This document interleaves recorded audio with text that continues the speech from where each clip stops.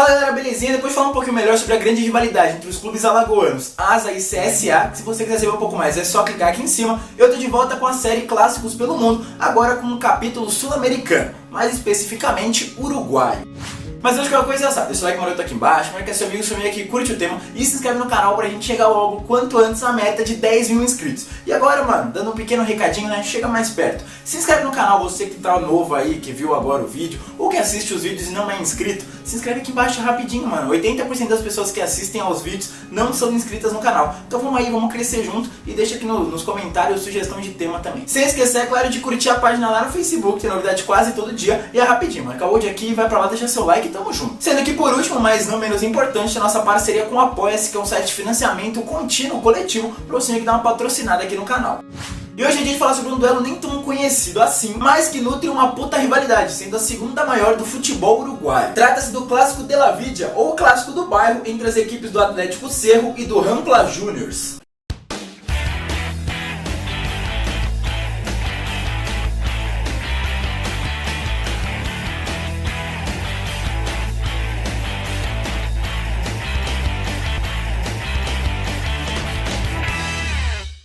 Como eu já disse, hoje é dia de falar sobre o segundo clássico mais importante do futebol uruguaio, que só possui menos rivalidade e público que o grande clássico entre Peñarol e Nacional, que se você quiser saber um pouco mais é só clicar aqui em cima também, que esse clássico aí já foi tema aqui na série. Mas enfim, voltando ao tema central do vídeo, esse derby que eu vou começar a falar melhor agora acontece em um bairro próximo a Montevidéu, sendo justamente por isso que esse derby recebe o nome de Clássico de Bairro ou Clássico de la Villa, porque é o nome do bairro que eles estão. Onde de um lado nós temos o Clube Atlético Cerro, mais conhecido como Cerro, fundado no dia 1º de dezembro de 1922, e de outro, o Rampla Juniors Futebol Clube, que veio um pouquinho antes, no dia 17 de janeiro de 1914. Com esse derby tendo início apenas na segunda metade dos anos 20. Lá no dia 24 de abril de 1927, quando os Pica-Piedras do Rampla venceram por 2-0. Curiosamente, ao final daquela edição do Campeonato Uruguaio, que ainda era amador, já que o profissionalismo só foi começar mesmo em 1932, o Rampla Juniors conquistou seu primeiro e até então único título na elite. Mas é importante lembrar que nem tudo são flores na história desse clássico, já que por muitos anos o duelo não foi disputado por conta dos rebaixamentos das duas equipes. Pelo lado do Rampla, a segundona foi disputada até 1945, quando o clube conseguiu seu primeiro acesso, com o primeiro rebaixamento vindo em 1970, permanecendo na segundona por nada menos que uma década, voltando à elite somente em 1980. Na sequência voltou a descer em 87, subiu em 93, caindo de novo 6 anos depois, voltando agora só em 2004, e sendo rebaixado mais 2 vezes até então, em 2012, quando conseguiu o acesso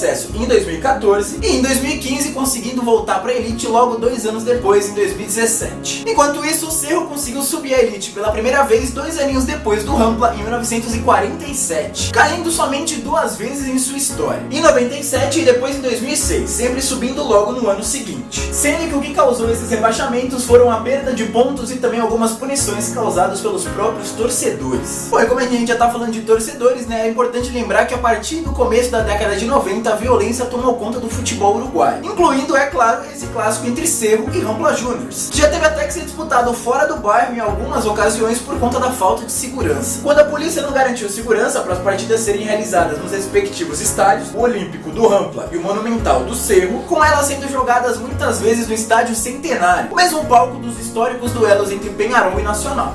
Bom, e depois de dar uma pequena resumida e contextualizada sobre esse clássico, bora falar sobre coisa boa, que é jogo, Além de rivalidade, títulos e tudo que esse clássico tem direito. Afinal, como eu já disse, estamos falando do segundo jogo mais esperado pelos uruguaios, que literalmente divide um bairro ao meio. Onde depois do sucesso dos clubes na era amadora do futebol, com mais de um título nacional para cada lado, esse clássico viveu um grande momento lá no início da década de 60. Começando justamente pela temporada inicial, em 1960, quando o Cerro bateu seu rival por nada menos que 4-0, durante a fase classificatória do Campeonato Uruguaio, e depois ainda se sagrou vice-campeão nacional, perdendo a finalíssima para o Peñarol. Mas o troco do Rampla veio logo em 1964, quando também goleou o rival, agora por 5-1, e depois também foi vice-campeão da elite, onde, adivinha, também perdeu para o Peñarol. Lembrando que antes disso o Rampla já havia aplicado em 1944 nada menos que 6-2 no Cerro, sendo essa até então a maior goleada da história do confronto. Bom, depois disso, se a nível nacional eles não conseguiram mais chegar tão longe assim na elite, pelo menos com a bola no pé eles continuaram fazendo bonito. Pelo menos no quesito goleadas, que duraram até o fim dessa década de ouro, com placares muito elásticos, como um 7-4 pro Cerro. Bom, mas além dos jogos válidos pelo Campeonato Uruguaio, eles também se enfrentaram em mata-matas. Como no Campeonato Relâmpago de 64, quando após o empate sem gols, o Rampla venceu nos pênaltis por incríveis 7-6, além, é claro, dos encontros pela Copa Prensa Desportiva em 1983, o Campeonato Recesso e o Torneio Competência de 1985, além da Copa Noroeste de 1993, quando o Cerro levou a melhor nos pênaltis nos dois primeiros campeonatos que eu acabei de citar, enquanto o Rampla avançou nos outros dois, mas por motivos distintos. No Torneio Competência por conta de uma escalação irregular da equipe Alviceleste, e na Copa Noroeste no sistema de shootout, que pra quem acompanha o Desimpedido sabe bem o que é isso, mas quem não sabe é quando a bola, tipo, o cara tá, é tipo uma cobrança de pênaltis, né, disputa de pênaltis, só que eles estão um pouquinho antes ou lá do meio de campo e vem vindo com a bolinha lá e tal, aí o goleiro pode sair até o fim da área, tentar defender e pá, mano, é fácil de entender. Aí, depois de eles se encontrarem bastante nesses torneios paralelos durante a década de 80, foram nos anos 90 que os encontros nacionais se fizeram mais presentes, com direito a 2 vitórias do Cerro logo no início dessa década, por 3-0 em casa em 93 e 4-0 fora em 95. Árbitro, señor Julio Mato, de excelente trabajo, cobró penal. Héctor Correa, que tuvo un gran partido hoy, decreta el tercer gol para el equipo de Cerro. El Trócoli se venía abajo. Mas aí na sequência o Rampla logo conseguiu dar o troco, emendando 2 vitórias consecutivas, entre os anos de 95 e 96, sendo ambas pelo placar de 2-1 e dentro de casa. Como viene la pelota después del pique, Rigoletto con el segundo para el conjunto Picapiedra, la reacción sobre el cierre de... Obtendo em 99 a sua maior vitória nesse período, fazendo nada menos que 4-2 agora dentro da casa do Cerro, no último encontro entre eles nessa década. Na verdade não foi só na década e sim num curto período de tempo, já que por conta dos rebaixamentos que eu falei lá no início do vídeo, eles só foram voltar a se encontrar em 2005, quando o Cerro começou a abrir certa vantagem no histórico de confrontos, conseguindo em 2006 a maior goleada da história do confronto, mas daqui a pouquinho eu falo melhor sobre isso. Sendo que nesse meio tempo o Rampla conseguiu vencer o seu maior rival em apenas uma oportunidade, e foi lá no ano de 2008, quando fez 1-0 em pleno Monumental. Venía para Medina, la robó Palau, mal parado Cerro, Puerari, engancha Puerari, sigue Puerari, más de Puerari, ¡gol! ¡Las 3!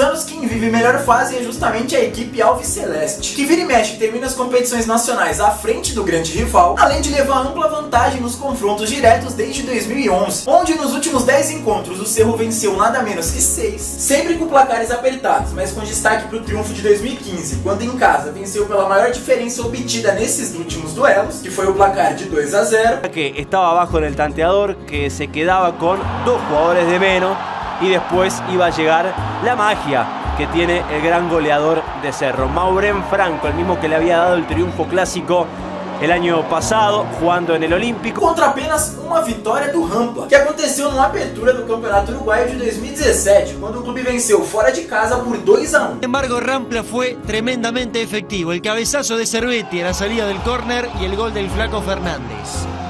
Era prácticamente que la segunda llegada de Rampla, o la tercera, si contamos la que había ocurrido. Além, é claro, de 3 empates, né, para completar esses últimos 10 jogos, que foi justamente o resultado do último encontro entre eles no ano passado, que aconteceu no Clausura de 2018, disputado em novembro, quando os dois empataram na casa do Rampla pelo placar de 2-2. Padito queda Martínez, salva a Odriozola, le queda Acevedo, pega en el muslo de Rizzo y el pelotazo de Saspe desde la raya. 3 minutos, segundo tiempo, gol de Rampla. En el segundo tiempo no se notó en ningún momento que Rampla estaba con 10. El Tola mandou a la cancha, el colombiano... Só lembrando que a equipe Alviceleste, antes desse empate aí, né, vinha de 3 vitórias seguidas, desde aquela derrota que vocês acabaram de ver lá em 2017. Um dos triunfos mais marcantes e emocionantes desse período acontecendo na temporada passada, quando venceu na casa do Rampla pelo placar mínimo 1-0, mas com o gol saindo somente nos minutos finais.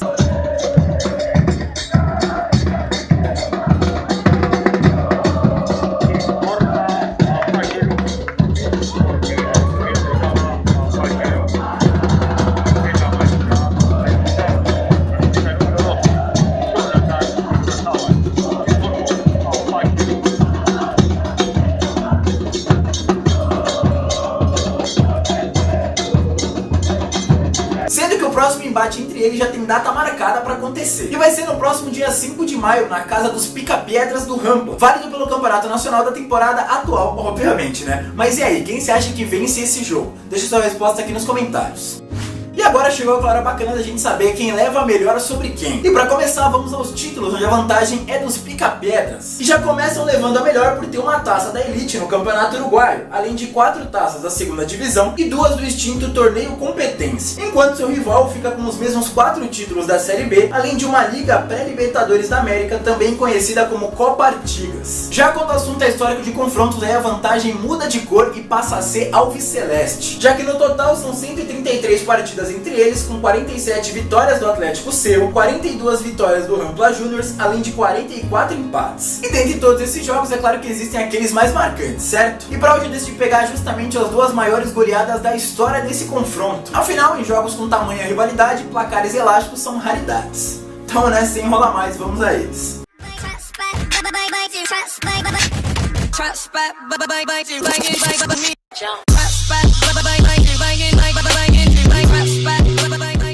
E o primeiro jogo marcante de hoje fica por conta do grande encontro entre eles no extinto Torneio Competência de 64, quando o Rampla e Cerro se encontraram na segunda rodada da fase classificatória, com os Pica-Pedras não tendo nenhuma pena e enfiando 5 a 0 goela abaixo do grande rival, sendo essa até quase que os dias atuais a maior goleada da história desse clássico. Na sequência, o Rampla terminou a competição na 5ª colocação, enquanto o Cerro amargou a lanterna, mas para sorte deles não tinha rebaixamento.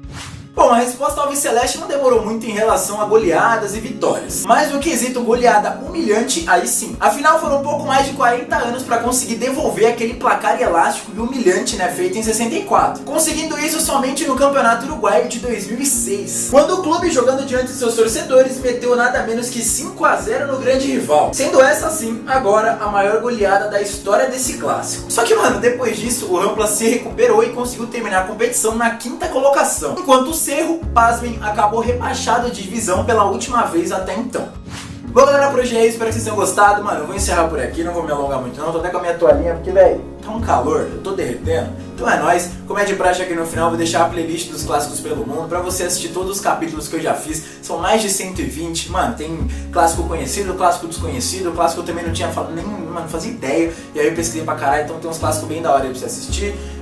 Se tiver sugestão de tema, deixa aqui nos comentários que eu leio todos, tô anotando bonitinho. Um dia eu vou fazer o seu aí, velho. Fica tranquilo que já tá tudo no cronograma bonitinho. Então é nóis, tamo junto, se inscreve no canal, mano. Se inscreve no canal, cara.